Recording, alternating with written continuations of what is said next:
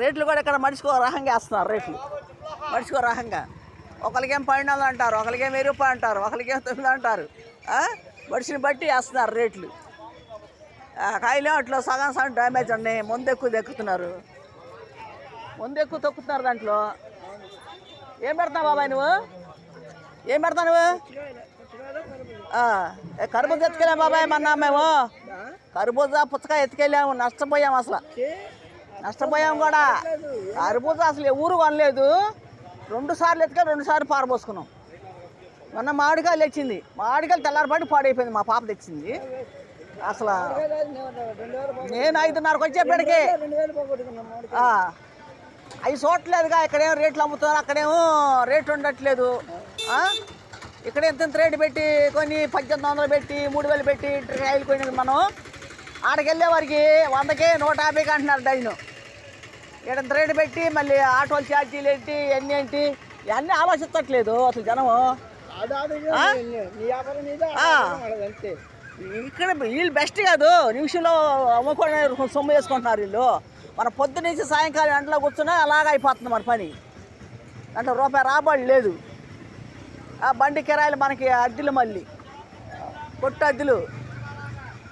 మారుకొట్టుకొచ్చామండి, అన్నీ ఏది చూసినా రేట్లుగా ఉంటున్నాయి. ఏం కాయలు కొంటాం ఏమో మరి రేట్లేదు. వాళ్ళు వచ్చా నేను మా పాప వస్తామంటే నేను రాటా కుదరట్లేదు చిల్లర కొట్టు. మా పాప సరే మంచి దాట్లన్నీ వచ్చాను. మా పాప మంచి కాయలు దాటలేదు, మంచి కాయలు తెస్తుంది, రేట్ ఎక్కువ పెట్టేస్తుంది. నాకు అక్కడ రేట్ ఉండట్లేదు. మరి ఆ పాపకు తెలియట్లేదు కాయలు. మరి నేను వచ్చాను, అయినా కూడా రేట్లు పెడుతున్నారు, బాగానే పెడుతున్నారు. రేట్లు బాగానే ఉన్నాయి.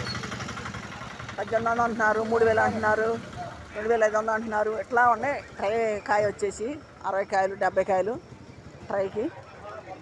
మంచి రసాలు తీసుకో బాబా, ఏ ఒకటి తీసుకో, ఏ ఒకటి తీసుకో. ఇప్పుడు ఏముంది ఇంటికాడ ఏం లేవా? మాకు అసలు ఏం లేవు, అన్నీ అయిపోయినాయిలే.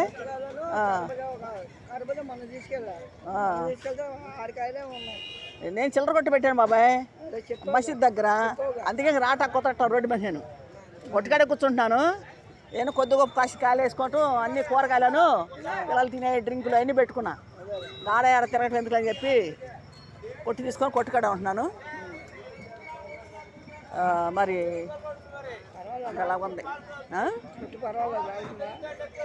పర్వాలేదంటే కొత్త కాదు, ఇప్పుడు 4 ఏళ్ళుగా కొద్దిగా అలవాటు పడితే జనం దాన్ని బట్టి వస్తా. అంతకుముందు పెట్టి తీసేసాం మేము, లాక్డౌన్లో తీసేసాం కొట్టు. కొంచెం పొలం కూడా మేము తిరుగుతా ఆ కొట్టు తీసేసాం. అప్పుడు దానివల్ల నేను ఇబ్బంది పడ్డాను. అప్పుడు తర్వాత మళ్ళీ ఒక 10 నెలలు కాయలు తిప్పుకుంటా మళ్ళీ సెంటర్లో బండి తిప్పుతా ఉన్నాను. ఇదే ఎండకి కాయ పాడైపోతుందని చెప్పేసి ఇంకా కొట్టు తీసుకొని చిల్లర కొట్టు లాగా పెట్టుకొని దాంట్లో పెడుతున్నా అన్నీ. సరే వెళ్ళరాపో.